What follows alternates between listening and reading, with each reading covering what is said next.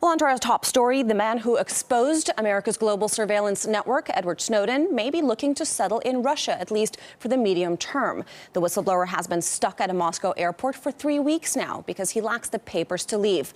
Well, live now to RT's Andrew Farmer for more details on Snowden's plans. Andrew, I am curious. The Russian attorney who is helping Mr. Snowden here has spoken out. What is the whistleblower planning as far as we know so far?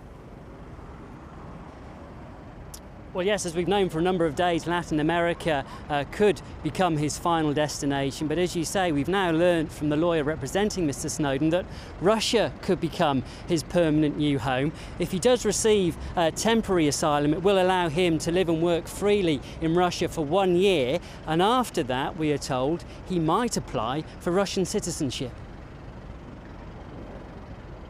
He told me that he's going to stay in Russia, and I do not rule out that he may stay here permanently and become a Russian citizen with all the rights and responsibilities. Well, the lawyer that is representing Mr. Snowden also said that the main reason he is applying for asylum here is because he fears for his own life if he returns to the US.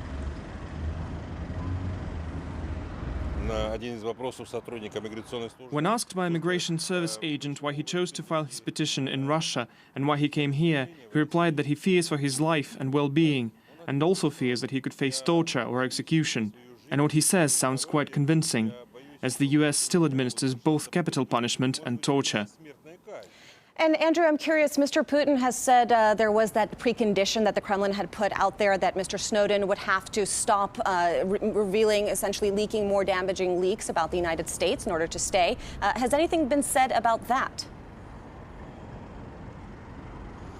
Well, it appears that the comments that we've heard, that is the case.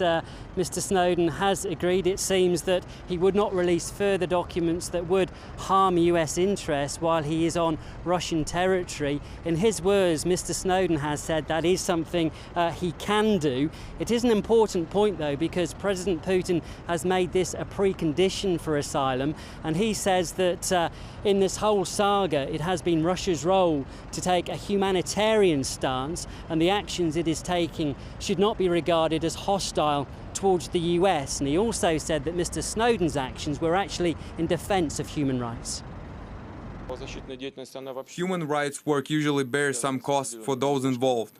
When this work is done under the auspices of the United States government with its financial and political support, it's quite acceptable. But when someone criticizes Washington, the situation becomes much more complicated.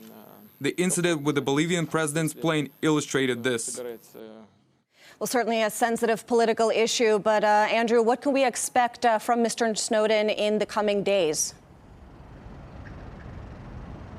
Well, in the coming days, he should receive these documents that will allow him to go through passport control here at this airport and then come through the exit and onto Russian soil proper, because remember, at the moment he does not have a valid passport or visa, but these documents should arrive with him, we understand, within the next 5 days, while his application for a temporary asylum is processed, which could take up to 3 months. The next thing is that he would require accommodation, so that's something he would have to look for, and then it's a question of waiting and seeing if he would actually receive this temporary asylum.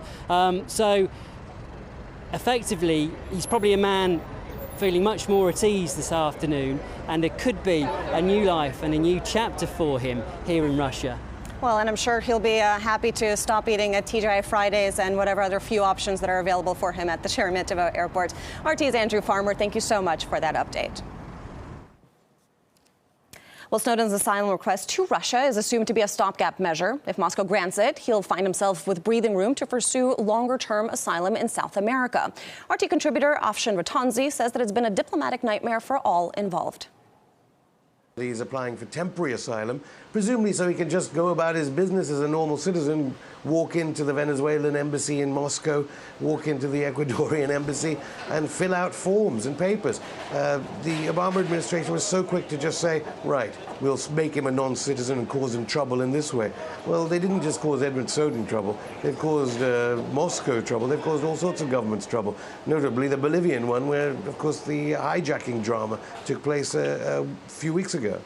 They're going to make lots of allegations in the press, and you'll see them in lots of right-wing newspapers, that the National Security Agency is a beacon of freedom, and without their ability to surveil your Skype account, your Outlook.com account, and recent revelations about Microsoft, the forces stationed in Iraq and Afghanistan would have sustained far more casualties. What rubbish. We know the American government and the corporate surveillance state is desperately seeking around to prove that they need to be able to be through all of our emails, all of our phone calls for our own security.